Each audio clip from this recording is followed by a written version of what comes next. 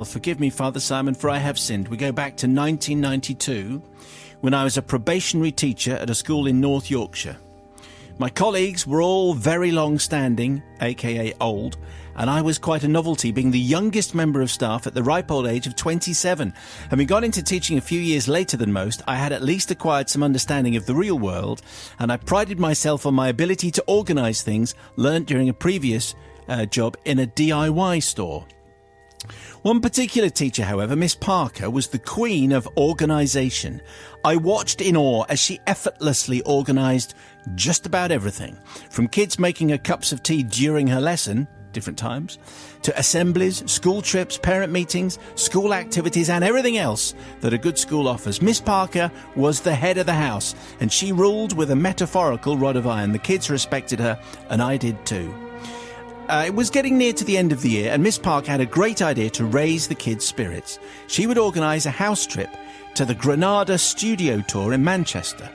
As the day came closer, she asked whether I would be willing to be in charge of one of the coaches, as it was a big trip with over 80 students likely to be going. Suitably flattered, I accepted willingly, deciding that I would use the opportunity to earn some brownie points. On the day of the trip, however, things got off to a bad start when I saw the list of students. Miss Parker seemed to have given herself all the good kids on her bus, and I had the naughty boys and the girls who talked about nothing but neighbours on my bus. On her bus, meanwhile, Miss Parker had already taken the register and was ready for the off, whilst my rabble were bouncing around like a box of frogs. Eventually, after what seemed like an age, I ascertained that all were present and correct. Indeed, even the kid known as Nuclear Arthur had turned up for a day out. I like the sound of Nuclear Arthur, although you might not want him on your coach. I looked across to the irritated Miss Parker in the bus next to me and put my thumb up to show that we're all present and correct.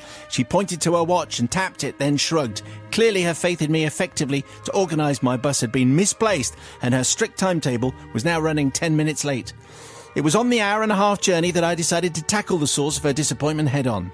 I devised in my mind a system whereby I would be able to account for all my students in a matter of seconds, based on the buddy system that I'd seen being used at an American summer camp I'd worked on a couple of years previously. Having got my bus to be quiet enough to hear me, I explained my plan to the kids. My plain honesty seemed to win them over, and the conversation went something like this. Look, guys, I need your help. Miss Parker thinks we're a bunch of losers, and I want to prove her wrong by beating her at her own game. Taking the register earlier was a nightmare, as she managed to do hers in 2 minutes. Ours took about an hour. I reckon we can do the register in less than 30 seconds if you're going to help. I went on to describe that they were now sitting next to the person who would be their buddy for the day.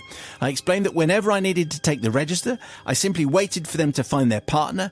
They waved their hands out and call out their pair's number at the right moment. I pointed to Eric and Ben. You are buddies number 1. Stacey and Karen, buddies number 2. James and Sam, your buddies number 3, and so on. When I shout, register! You and your buddy need to hold up your hands, shout out your number as loud as you can. As soon as you finish, the next pair to do the same. We continue all the way through to pair number 23.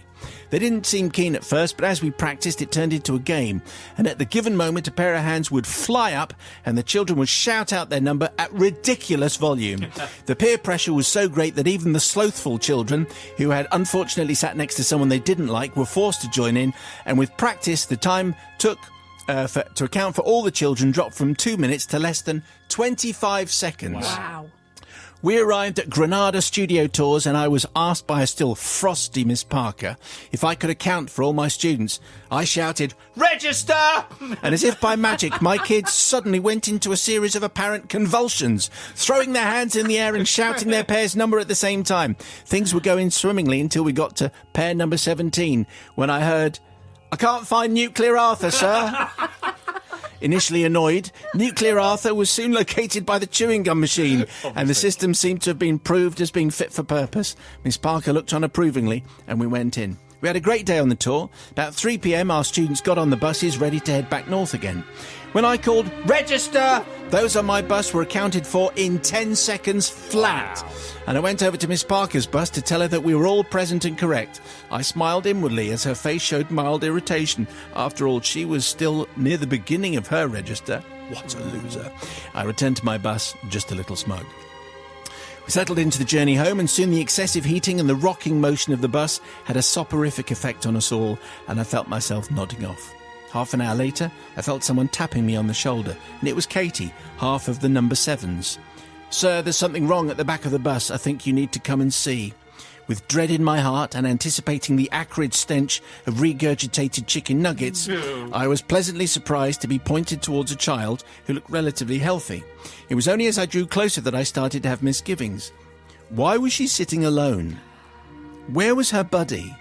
Now, I've always been bad at names, but I actually know my students very well. I can tell you what they're like, what their work is like, whether they're lazy, whether or not they do their homework. So it was nothing new that I didn't know this girl's name, but worryingly, I didn't know anything about her. I had no idea about her work, whether she was lazy, did any homework. And this is because, Father Simon, I'd never seen her before in my life. A cold chill came upon me. Certainly she was wearing the same plain black and white uniform as our school, but she wasn't one of ours. And upon investigation, it turned out she belonged to a school about an hour and a half south of Manchester, and we were heading north. I reluctantly called Miss Parker in the bus ahead of us to break the news to her that in the coach behind was an abducted child. Miss Parker managed to contact Granada Studios, put an end to their search for a missing child. We turned round and met the bus from her school at a petrol station somewhere in the outskirts of Manchester. We did a swap. Their teachers were so relieved to get the child back that they were really, really nice to me, considering. Father Simon, and especially Sister Bobby, says Neil, I don't seek forgiveness from the child, who knew full well that she was on the wrong bus. Neither do I seek forgiveness from her teachers. They should have had a buddy system to ensure they kept tabs on all their children. I do seek forgiveness, however, from all the staff at Granada Studio Tours, who no doubt had to run around looking for a missing child. It should be noted that they stopped the Granada Studio Tours a few years later. Perhaps it was too much stress, constantly having children going missing due to inept teachers. According to Neil, that is. One of the many things I like about that is at no stage is Nuclear Arthur accounted for. No, we don't know why he's called Nuclear Arthur. He just is Nuclear Arthur. Yeah. Neil, thank you very much indeed. I'm sure there'll be assorted horror stories based on school trips from teachers and pupils. Sister Bobby, what do you say? Oh, I love that story. That's great, because the kids were absolutely spot on and brilliant, weren't they? So really good opportunity for them, because they did, didn't they? They joined in, they did it. Thing is, Neil, I'm not going to forgive you. The reason why is your buddy system was brilliant.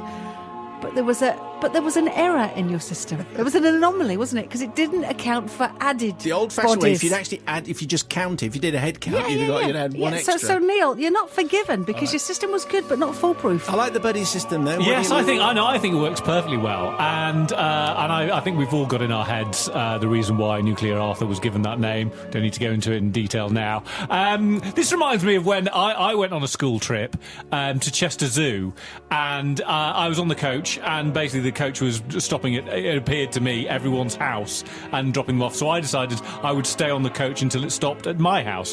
What in fact happened is that they did all the other stops, and then the driver drove me to Blackpool, which I obviously hadn't been on my plan. I was on the back seat and ended up on a hen do. But obviously I didn't go on the hen do. But it's easily done. Easily done. That's my point. Yes, definitely forgiven, because the system was working perfectly well until she decided to gate crash.